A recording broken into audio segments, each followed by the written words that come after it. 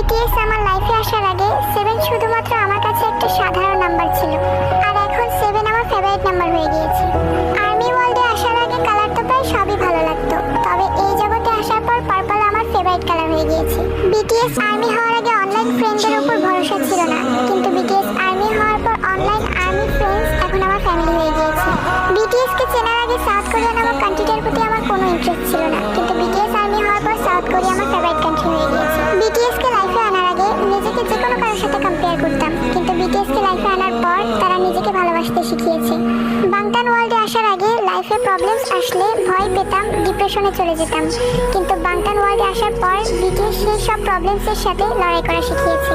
Thank you so much BTS, আমার লাইফে এতগুলো চেঞ্জ আনার জন্য, আমার লাইফে আসার জন্য। You are such an angels of my life.